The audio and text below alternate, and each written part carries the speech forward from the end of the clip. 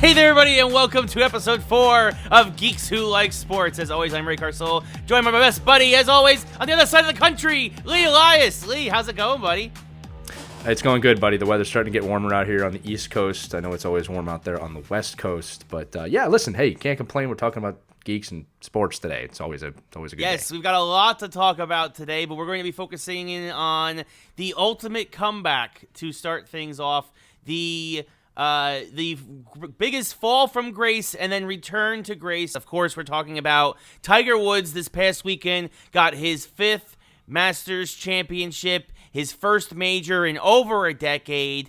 Lee, where do we start? I mean, obviously, Tiger was the greatest golfer in the world for much of his career. Then he had the scandal with his wife. He had a drug problem. Yep. He had obviously several back surgeries, and now he has in his 40s reached the pinnacle of golf once again with his 5th green jacket. What does it say about Tiger being able to come back like the way he has?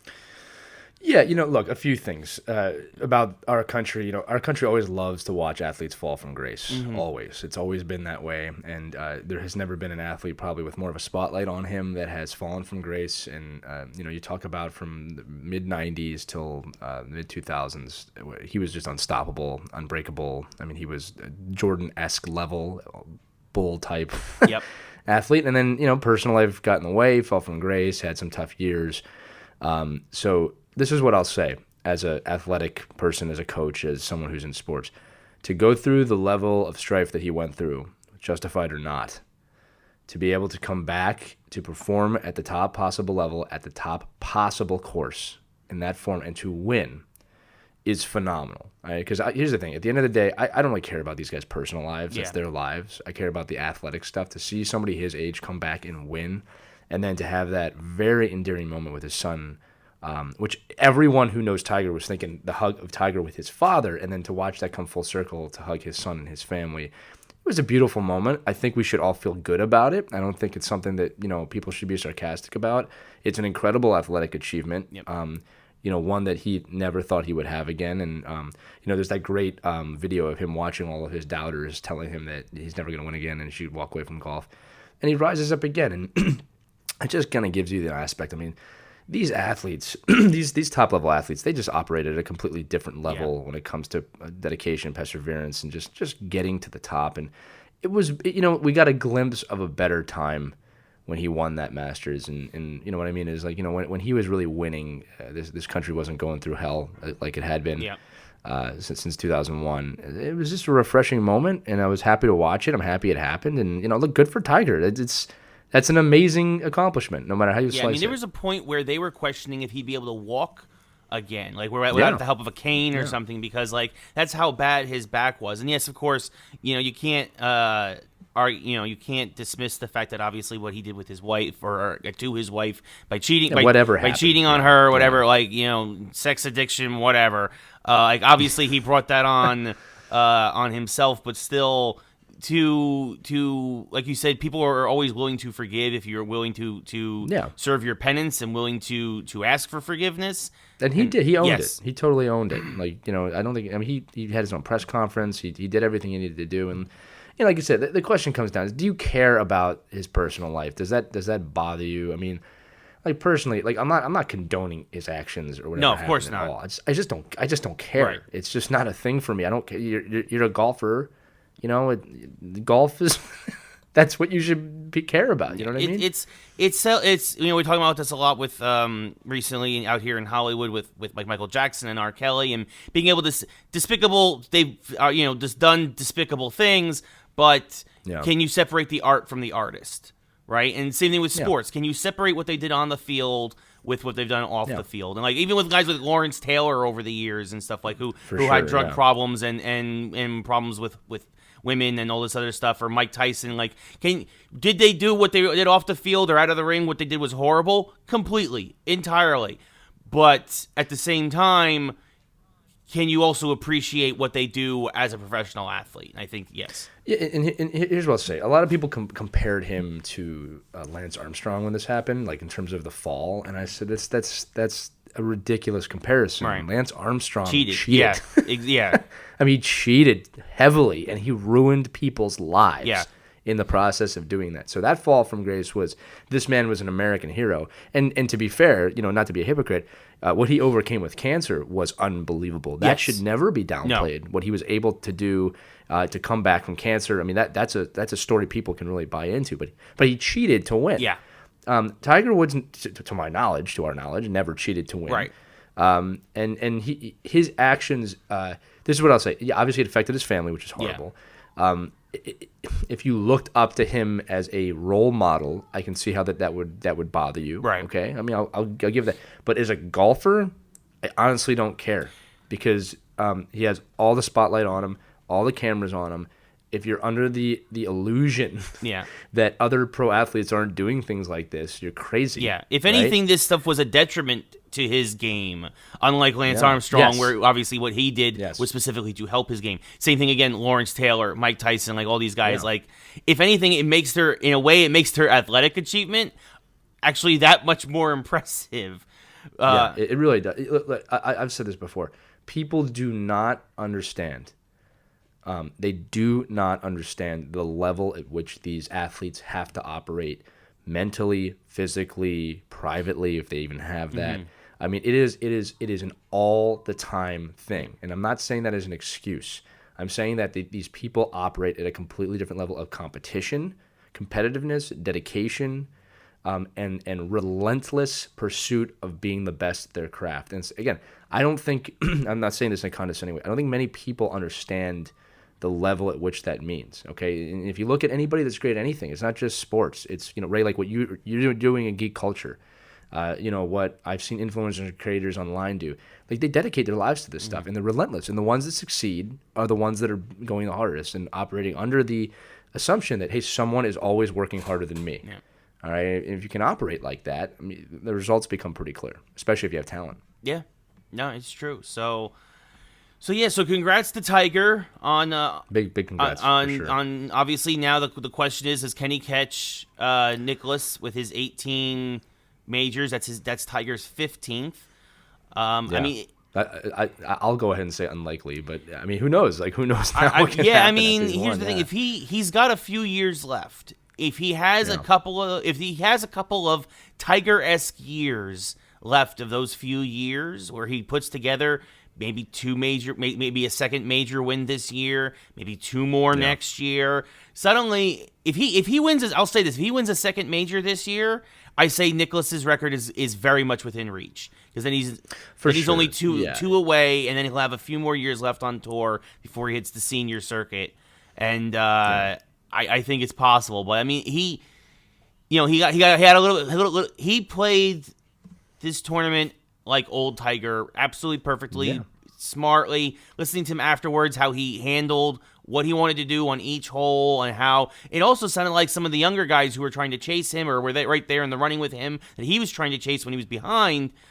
Yeah, he said that's how I would have played it when I was younger. I would have been more aggressive, and I didn't, and that kind of saved me here. And they overshot their shots by playing it too aggressively, and his years of experience proved to be the factor in his wins on Sunday at the Masters.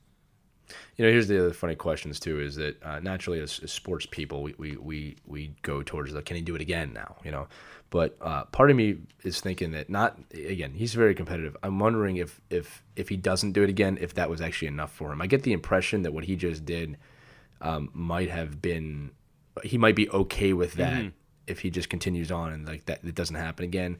I'm using okay loosely. I don't mean like he's okay with it. I'm saying I can see him being comfortable if his career ends and he doesn't do another one the way that was. The other thing you got to mention, Ray, is that the admiration. This is my favorite part. The admiration from the other golfers when he won. Yeah. It's almost like they understood what this guy had been going through, and that a lot of these golfers probably got in the sport because of this guy. Yeah. And when he won, aside from his family, everybody that was on that tour was all over him, shaking his hand. I mean, they were visibly excited for him. So it's cool to see kind of that world come full circle for Tiger. Like I said, I never had a problem with him. Again, his personal life aside, great athlete. I hope he can catch Nicklaus. Again, I think that ship might have sailed. But what a way to end that Masters for him to come out on top. If this is the end of him, this is not the end of him. But if this is wow, Ray, that was dark. That was really dark. If this is the end of Tiger Woods, he has gone out on top. We'll see you next time on PGA Tour. New guy going to be on the EA box next year. Well, maybe being a little dark and maybe being a little ominous might be perfect for our next subject. Yeah, I was going to say, let's talk about who it's the end for. We have to tap very quickly on the NHL playoffs. Oh, yeah. and two teams have been swept in the first round. For those of you who don't follow hockey, I'll just make it very, very simple. The Pittsburgh Penguins, who have won 2 cups in the last 3 years, were swept by the New York Islanders in the first round, which Ray and I are very happy about because we're not fans of the Pittsburgh Penguins. So good to the New York Islanders for doing that. That's not so much the shock of what we're about to talk about. That was just impressive. The shock is the Tampa Bay Lightning, who won the President's Trophy as the best regular season team month before the season ended, were swept in the first round by the Columbus Blue Jackets, led by John Tortorella, former Rangers coach and former Lightning coach, which is also funny, which is an unprecedented event in the NHL that an 8th seed swept a first seed and a seed that had tied for the modern league lead in wins in a season. So congratulations to the Columbus Blue Jackets, number one. This is, again, for those of you who don't follow hockey, this is a bracket breaker level. Yeah, this is a 16 seed beating a 1 seed in March Madness. Yeah, it's on that level. I mean, this is I mean, the last time a team this highly favored and this with this much of a winning percentage, there were only 6 teams in the league. Like there wasn't an 8 seed to have like this. It hasn't happened like this in 80 years, and really never even on this level. When like they showed the stats, like I think it was like the Bruins swept the Canadiens like in 1938 or vice versa or something. But even then, it's a completely different animal. Like. Yeah, and just to keep it in perspective again, like the other team that had the same win record as Tampa Bay lost in the conference final. It was Detroit that lost the conference final to the Avalanche, which is like that's acceptable, because you're towards the end. But this is unprecedented. I mean, 8 seeds have beaten 1 seeds before in the NHL, but not at this. Not with this level. much of a gap between the two teams in the standings. Like, and even that is super rare. Yeah. So just want to say congratulations to the New York Islanders who played as a team and defeated one of the best hockey teams in the world, and then to the Columbus Blue Jackets for shocking the Tampa Bay Lightning, changing everybody's predictions now for the final. Yeah. Pretty much giving now the favorites to go from the East are the Capitals, Washington Capitals to repeat, and probably Columbus. Or the Islanders. It's all up in the air now, and then the Western Conference is still very much open. So we'll save that for another. In my Eastern bracket, I had the Islanders versus the Lightning actually, and I think that now actually my team to beat would be the Islanders. But I mean Columbus again. Kudos to them. Their first playoff series win in franchise history. Also, we need to mention that's a very good they point. got they've never won a playoff series. Like they got a huge monkey off their back in terms of just as a franchise, but also the way they did it. Like you said. I mean, Lee, we talked about this a few years ago when the Kings beat the Rangers. The power of momentum. Watch out for the Blue Jackets. Very dangerous. Watch out for the Blue Jackets now in the Eastern Conference. Playoffs, but all right, that's enough hockey talk. Another thing, we're gonna get out of sports quickly today. We've got too much geek stuff to talk about today. That's why we started with it. We've got a lot on our plates in terms of geekdom, in terms of things to watch out for this year. Yeah, it's too much. We had to pick things to talk about because there's too much. There's too much to talk about. Oh my goodness! From PS5 specs to a variety of other things, but this week we're talking about Star Wars and Avengers, and it is a great time to be a geek. Lee, let's start with what came out of Star Wars Celebration, the Episode 9 trailer, Rise of the Skywalkers. Holy cow! Yeah, look, it's really exciting because here's the thing: this was a super tall order. Episode 8 was not great. If you don't agree with me, type below. However, I have said before that I refuse judgment on that film fully, although I'm judging it pretty hard, until Episode 9 comes out because we don't know what's going to happen. When they said J.J. Abrams was going to direct this, I said that's great because he'll probably tie everything together. And he nailed the first trailer, whoever made that, by the nostalgia, pretty much saying, look, we're bringing everyone back that you love. and we're gonna bring this story back around. Here's Luke's voice, so you know he's coming back, and he's talking about we, which means there's gonna be other Force ghosts most likely. But that was an amazing first step to reclaiming people like me who are Star Wars traditionalists. I'll say, although I love the new movies, okay, all of them, including Solo, except for The Last Jedi right now, and the rise of Skywalker. It gives me a lot of speculation, which I think we can get into here. I think this is the point where we have to say that potential spoilers because we're guessing at everything. Yeah. But obviously the notable things from the trailer are Emperor Palpatine's laugh at the end, who's going to return. Yeah, whether he was at Star Wars Celebration. Either as a clone or as a voice or a Force ghost or something. Yeah, it'll be very interesting. Yeah. I mean, could you imagine Palpatine as a Force ghost guiding Kylo? Well, here's the thing. Now, Sith Lords can't come back as ghosts. I'm using my quotes on because they can kind of do whatever they want. But who knows? I mean, he's a powerful Sith Lord, and I've been saying since The Force Awakens that he has to play into this somehow. He's too powerful just to disappear. Yeah. And I remember thinking maybe he's Rey's father. I mean, there's a lot of different ways. Maybe Obi-Wan is Rey's father. It's tough to know. Yeah.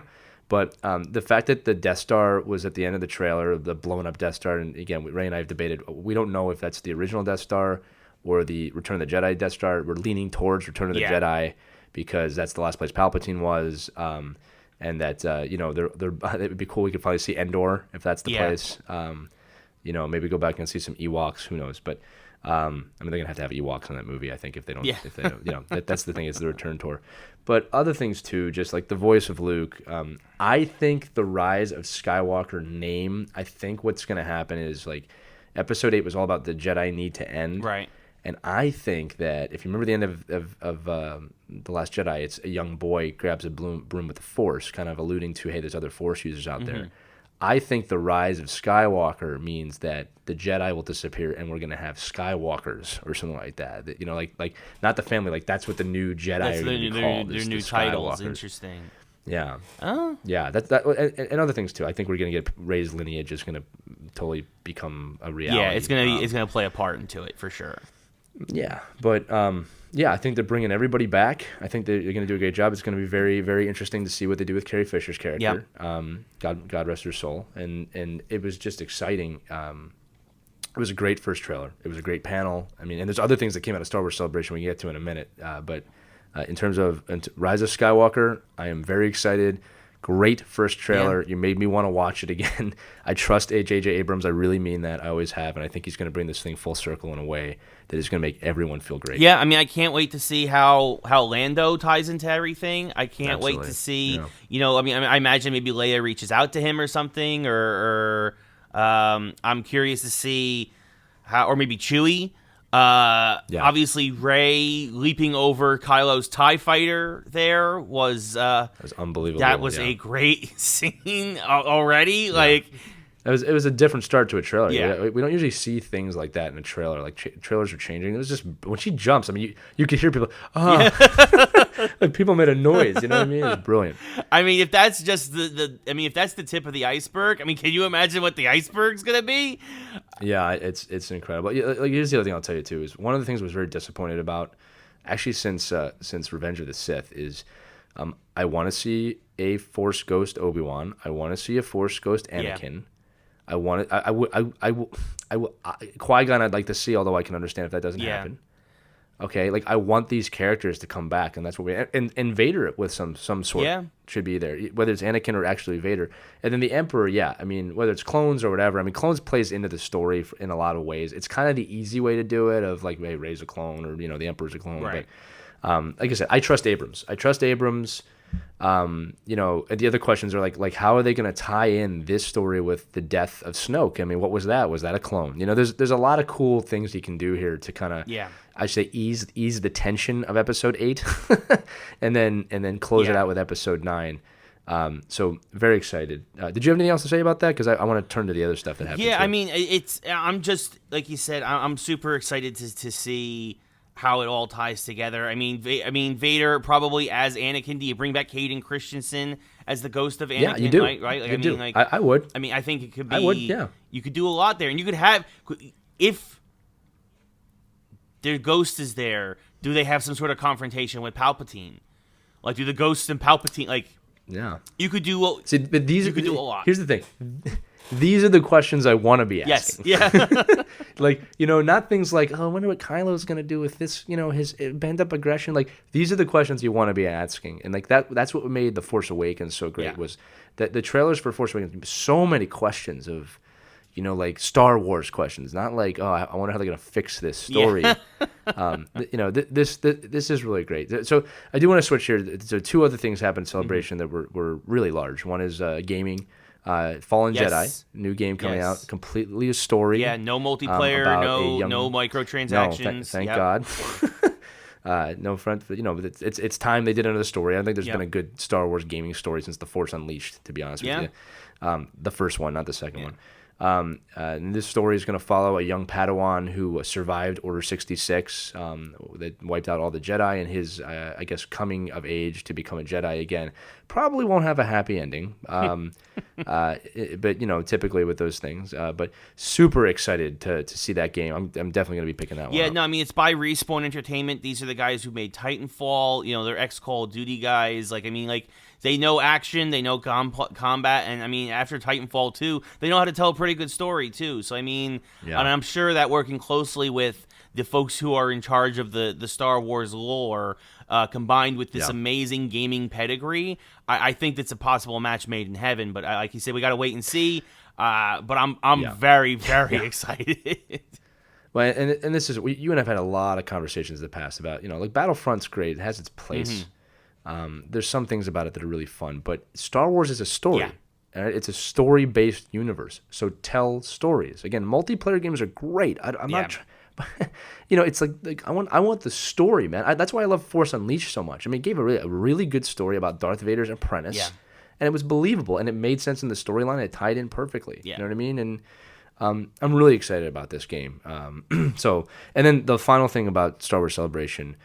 Which we got a lot more of actually yesterday, and we're recording this on Thursday. The date is April 18th.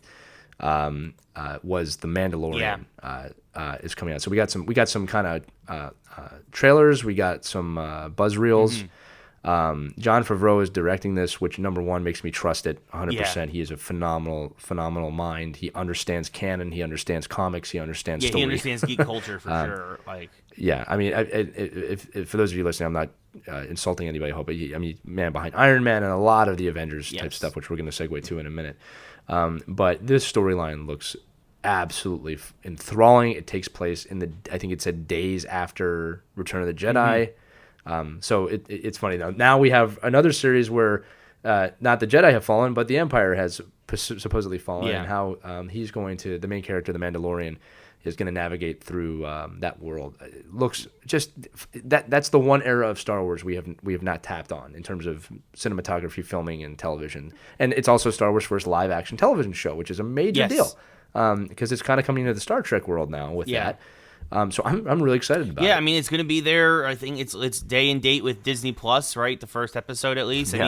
Which we talked about last week. Carl Weathers looks like he of course of Rocky and of Predator fame, probably of most. Mostly Rocky. Yes, mostly Rocky. Mostly Rocky. No, it doesn't end well for him in Predator too. But it doesn't end well for a lot of folks in Predator. Yeah. What are you talking about? You get taken out both times. But spoiler alert. But obviously, he's going to be playing a guild leader of some sorts. That's going to be supposedly hiring the bounty hunters or in charge of bounty hunters, and just the idea of getting into that bounty hunter, that gray area of Star Wars, where it's not just good, light side, dark side, good and evil, where it's going to be. There's a whole world there. No, it's going to be these guys. What is he going to be hunting bounties? Who's he going to be? He's going to be playing both sides probably. I'm excited to see the kind of stories that they can pull out of this, and also how good does that armor look? That Mandalorian armor. Oh, it looks great. Here's the thing: the Easter egg potential in this to go both directions, to the past and the future, because like we're forgetting here, they could tie this into episode 7, 8, and 9 as well, in however which way they want. All right, because we have to remember too that our original characters are still alive. Yeah. In this show, I don't expect to see them at all, but I do expect them to be referenced. like the mysterious disappearance of Darth Vader. I mean, that's kind of something they have to tap on. Yeah. And the destruction of the Death Star. So there are some really cool storylines that again can go tap on either side of that. And again, I like what you said, Ray. It's not so much based on the Jedi Sith world, although I'm sure that will be a part of it. It's character development, which is what Jon Favreau does so well. And it's going to be great. I didn't see anything I didn't like about it or that wasn't authentic to the Star Wars world, and I think it's good that they're getting a television because it's kind of what they need right now. I mean, Disney and Star Wars have kind of said they're taking a little break from the movies after this. Whether that's real or not, who knows? I think what that means is the audience is going to need a break from the movies for a little bit. But The Mandalorian looks really good. I'm really excited about it. Like you said, the cast looks phenomenal. Yeah. I mean, it's going to be tough to mess that up. And the other thing too is Disney's not going to sign off on anything that's not great. Yeah, no, it's true. It's very true. So also, of course, we are a week out. As we're recording this, we are on the other big news, of course, about from Disney and Marvel, and now we're gonna get into our speculation corner a little bit here. Speculation, massive spoiler potential. Yeah. Next week, I know that some rumors have already been circulating around the internet. Some people have been trying to spoil this movie. I don't know about you, Lee, but I have basically gone into a bubble. And have completely, I've completely avoided it. Yeah. Avengers. We are 8 days away from Avengers as of us recording this. 8 days away from Avengers hitting theaters. Lee, what do you think's gonna happen, buddy? Well, here's what I'll tell you. This is the point of the episode. If you don't want to hear any of this, and again, we have no insider information. We're just speculating. But if you don't want to hear this, skip like 5 minutes ahead. Yeah. We'll put a time code somewhere. Our mashup today is going to be what are the best golf courses in the Star Wars planetary universe. You're not going to want to miss that. Yeah. But skip ahead now if you don't want to hear that. I'll give you half a second. There it is. All right, speculation on Endgame. All right, so there's a few things. So clearly there's going to be some kind of time travel element. We've seen in the trailers that Ant-Man is in many different times. We know from Black Widow's hairdos that she's in different times. So time is going to be a major factor in this. And we also, it looks like, unless they're lying to us in the trailers, which they've done, that the remaining Avengers are going to split up into teams. Yeah. Okay. So I don't know about the actual battle or what they're going to try and change or what will work or not work. I'm more interested in the ending. So this is what I think. I think there's a strong chance that Captain America, Steve Rogers, Captain America, goes back in time to the post-World War II time period at some point and ends up with Agent Carter. Yeah. All right. And the reason I think this is because it would be a really bittersweet ending, or a really sweet ending that he gets to live his life out with her. We know that she had a husband, but we never see who it is. Yeah. In terms of when she's dying, I think she had a husband in the show, but who knows what happened to him. And there's a scene in Captain America, I believe, Winter Soldier or Civil War. I think it was Winter Soldier, where she tells him, you can't go back and all these things. And what would be really interesting is if that scene is not young Steve Rogers, but old Steve Rogers by her side.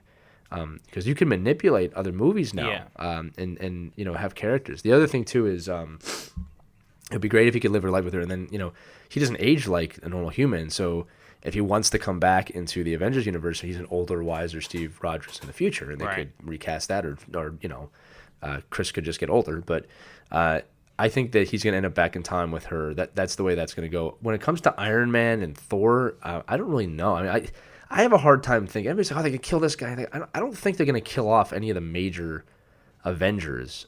Retiring is a little bit different. Right. I could see that happening. I mean, I'm not even convinced they're going to kill Thanos. I mean, that's not how comics work. That's true. I mean, so, depending on how far back they go, because I agree that there's going to be some sort of a time element. They could just go back to and keep stupid Star-Lord from punching him in the face, and they pull the glove off, and that's it. Game over. Like, that was the only part of the writing. That was the only part of Infinity War I didn't like. They really wrote Star-Lord incorrectly. Yeah, I mean, well, that's the thing. You can tell when James Gunn gets the Guardians of the Galaxy characters. Whoever was in charge of the first Avengers really does not. Whereas, so I mean, that was really terribly done, I still think. But yeah, I mean, it's going to be... I mean, like, I agree they're going to split up into teams. I think the microverse is going to have something to do with it, too. I think, you mentioned Ant-Man. Yeah, the quantum realm. I think that is going to have, whether that's where they find the thing to power their time time travel machine, the energy or whatnot. I think that's going to be a critical. Ant-Man, Absolutely. whether you like it or not, is going to end up being a critical, the linchpin for this film, and is going to somehow, because we also still have to figure out how he escaped the quantum realm. Last week. Well, here's the thing. Yeah, at the end of Ant-Man and the Wasp, I forgot her name, but the Wasp's mother says Michelle Pfeiffer. I know the actor. I don't remember the character, but Michelle Pfeiffer says, "Don't get caught in like a time vortex or something like that." Like she said that on purpose. Right. So she clearly says like there's something with time in the quantum realm. Like if you get into one of those, they're hard to get out. So I think Ant-Man's gonna bounce around through time. So like there's that scene in the trailer where the first trailer where he's banging at the door and Rogers goes, "Is this new?" And she goes, "It's the front door." If you look at that footage carefully, it actually says it's 1984. Huh. In the top left of the footage. So that means that he is back in time banging on the door, and then obviously in the future the footage shows up. Again, I have to say, this is all assuming what we saw in the trailers is real. Right. All right, because the Russo brothers are known for misdirection in line, which I'm totally fine with, by the way. The other thing, too, is, he's going to play a major role. The other thing, too, is this. I have a hard time believing the characters that died are not going to be in this movie as well. I think that there's going to be a large focus away from them. But, I mean, and again, which is not a bad thing. But I have a feeling we're going to see a lot of those characters in this film. They just can't give that away. Yeah, no, for sure. I mean, they're all going to come back. We know they have to come back because we know Spider-Man has a new movie. We know Doctor Strange is getting a sequel. Black Panther's getting a sequel. Like, we know they're all going to come back somehow. I mean, at this point. At some point, are they going to have a big presence in this movie? And I think it's going to be a larger presence than people realize. I think also the Russo brothers have said, or Marvel has said, like they're purposely not naming any more movies or putting any other trailers out right now because it would ruin this movie. Yeah. And like the reason they did the Spider-Man trailers because it's too big of a. They're not going to kill off Spider-Man. Right. Yeah. It's too big of a property. People kind of know. Yeah, what's they worked happening, too hard to get Spider-Man back with the deal with like a co-deal with Sony to like just let that flounder. Yeah, exactly. But which, by the way, I'm also super excited for Spider-Man: Far From Home. But we talked about that week one, man. That is going to be awesome. I love what they're doing with Mysterio. But because Mysterio. Anyway, we're not going to get. All right, we'll get into that. That'll be the separate. What are you doing? I'm sorry. I'm really excited for Spider-Man. You're going to make another 4-hour episode here. What are you doing? But yeah, so I mean, I think we got a good idea. We have a good idea. That's how. What's going to happen with Avengers Endgame. All right, so now it is time for our mashup. We talk. Oh, this is the best part. This is my favorite part of the show. Yes, this is the best part of the show. I mean, the show's great. Everything about the show's great, but we have a lot of fun with this. So we especially if you listen to this point. Yes. So this week, because we kick things off with Tiger Woods and his Master win, and then of course we focus very heavily on Star Wars. We are asking what planet would best host a golf course in the Star Wars universe. In the cinematic universe. Yes, of course. But also we should also mention first we're going to get into the planets that shouldn't host the golf course. Yeah. So I do want to say the way we produce this show is the geek part and the sports part are pretty easy to figure out what we're going to talk about because there's always news there.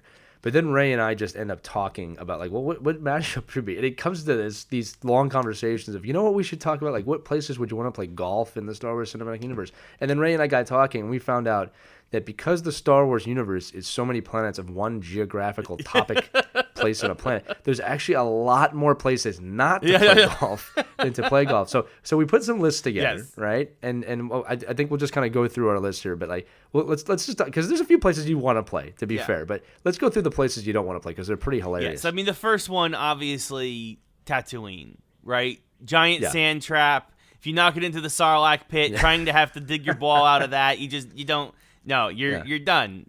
Yeah, the Sarlacc pit's the hole. The Sarlacc pit is the hole. It's a one-hole course. It's like a mini golf thing. It's like the last hole. It's just your ball is gone. It's just like miniature golf. It's the first par 90 in golf history because you can't hit them. I put Tatooine, Jakku, and Jeddah all together. Yeah. Because they're all the same type of planet. Jeddah has a little more. You're on the Jabba the Hutt sail barge. That's what you're knocking everything off of. That's where your tea is from. Yeah. Yeah, the only good thing about Tatooine was the Boonta Eve Classic and the N64 game Pod Racer. That Star Wars Episode 1 Racer, okay. Yes. Yeah, that was a great game. Golf, not so much. All right. Moving on to the next planet, one that would just suck, is trying to play on the Hoth. How could you play golf on Hoth? I mean, aside from trying to survive the cold, I mean, I'm not chasing the ball. It's a white ball on a white planet. Yeah, you'll never right? find it. You'll never Right. find it. You'll never find it, right? You got tauntauns running around. Wampas. You know, yeah, Wampa. The Wampa. But I mean, you have to fight a Wampa. You might lose that hand doing that. Or the Wampa might. So not good at all. The next one on my list is Mustafar. Yeah. In the Mustafar system, I would not want to play golf on a lava planet. No. I mean, if you lose your ball, that's the game. Yeah. All right, because you're not going after that ball. Also, Vader's lair is there, and depending on what time you're on, it's just not a good place. I wouldn't want to beat Vader in golf. I just don't think that would. No. Obviously, the forest moon of Endor. It's just all rough. Yep. It's just you're playing through the rough. It's just. It's Yep. just tons and tons of trees. So yeah, there's a lot of Star Wars planets that another one that I thought of is Mon Calamari.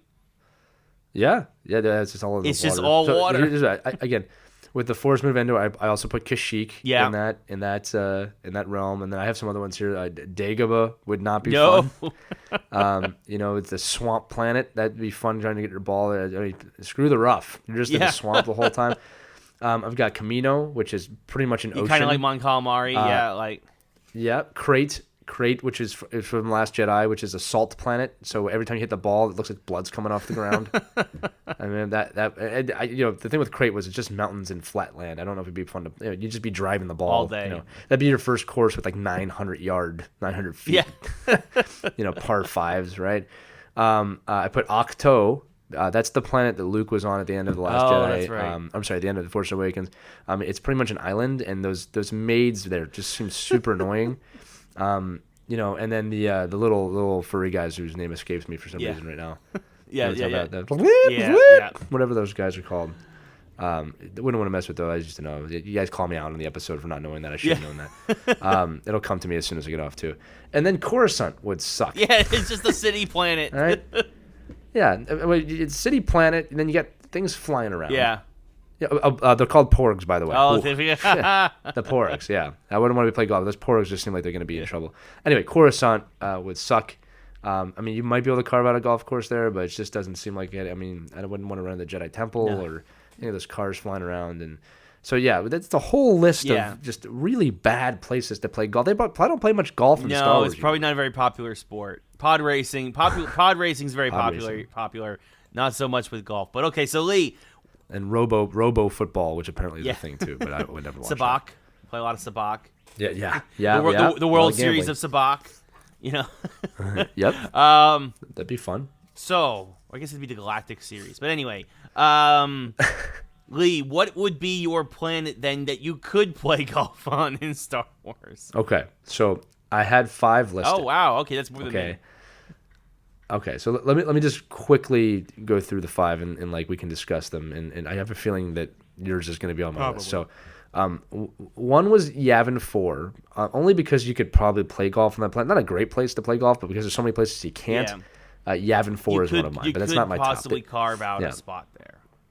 In the temples. The next one, absolutely. The next one, which again, not my winner, but Canto Bight on Cantonica, whatever they call that planet. Canto Bight, which was again in The Last Jedi, just seems like a place you'd have a golf course. That's pretty much a Vegas planet. Right. Yeah. No, that's a good. Right. So I could see that. That's a very good call. I could see that. Although, yeah, I wouldn't want to play there. So it came down to 3 planets for me. All right, and these 3 planets are Alderaan. Before being blown up. Before being destroyed.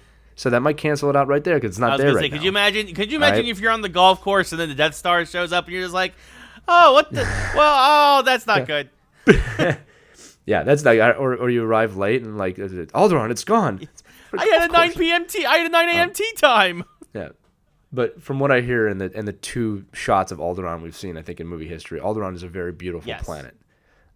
So that would have been one, but the last 2, and I'm having a hard time tie breaking here. Right? I'm going to think that one of yours is this, but I had Naboo, as it is a beautiful planet, as we've seen it many times, and then Scarif is my other one. Scarif from Rogue One. All right, that's the planet at the end where the Death Star plans are being held, which is pretty much a tropical paradise. Yeah. Hawaii-esque planet. And honestly, Ray, who does not want to play golf with AT-ATs walking along the water in the background? All right? I mean, how great would it be if you're playing golf in this AT?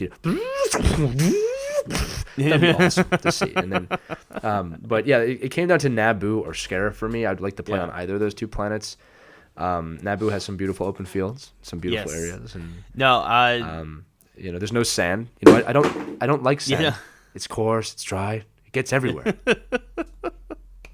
So Naboo was definitely on my list as well. Yeah. Definitely an easy choice, like you said. It's very much a kind of like a perfect place to do it. Yeah. A little bit of everything. Yes, wide open spaces, but a little bit of some water. You could make some traps there. You could make an actual golf course. My other one was Corellia, which is very much an Earth-like planet, home planet of Han Solo and whatnot. Got some urban areas, got some wastes, got some, but it's also got some foliage and whatnot.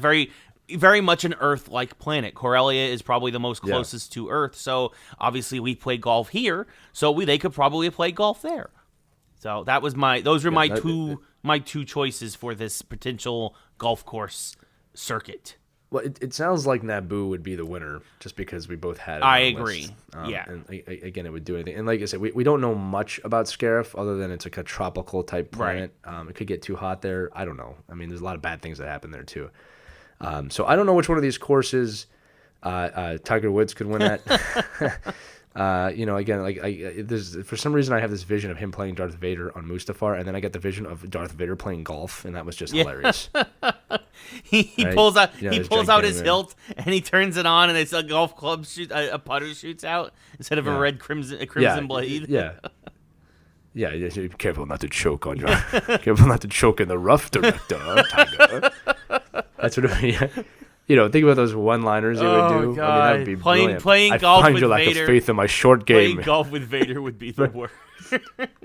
I like that. I find your lack of faith in my short game disturbing. You see, he starts to slice it, and then he just goes, whoop, and he just hit the ball curves back. Yeah, there would be some total cheating about that. I think they did a commercial like that actually with him one time, where he forces the ball on a putting green, and one of the guys goes, "You cheated," and he just starts strangling them. He's like, "No, don't!" I think that actually happened, which is brilliant. But yeah, if that didn't happen, Disney, that's a great commercial for your resorts that you should shoot. Yeah. Oh, there's so many things we could do. I mean, like Disney, if you want to hire us, we'll make some good stuff for you. So anyway, that is our mashup. Those are the golf courses that we think in the Star Wars Cinematic Universe would be good for golf, or more importantly, the golf courses you would not want to play golf on. And again, that is the result of making planets with one topical feature, which is not feasible at all. But Ray, I think we actually did a good job on this episode time. We actually, we're only at about 45 minutes, which for us is a record. Wow. That is a record. We're trying to get through these things quicker, but you'll have to let us know if you're listening to this. Just if you know Ray or I, message us or email us at geekswholikesport@gmail.com. Let us know what you think of the show, if you like it. If you have other topics you'd like us to talk about, if anything, let us know any feedback, good, bad, whatever. I think it's also important we should mention that we are on iTunes now as well. Look for us on iTunes. It's easy search, Geeks Who Like Sports. Of course, we're still on SoundCloud. I did check the Gmail yesterday. We did not have any messages. Oh, good. So, well, don't tell people that. We had tons of messages. We have to go through them. We have to go through them before next week. geekswholiksports@gmail.com. Geeks Who Like Sports, all one word. To be fair, we get a lot of messages and comments on our Facebook posts and stuff like that about the show, stuff like that. But obviously, look, we're always open to hearing it. This is not just geeks who are talking about sports, but we want the show to be for everybody. And we're really loving doing it, and we know some of you are listening, and we appreciate it, and it's our hobby, and we love it, and thank you for being here. We appreciate it. So, for Lee, I'm Ray, and this has been Geeks Who Like Sports, Episode 4. We'll see you guys next week. Cue the weird music.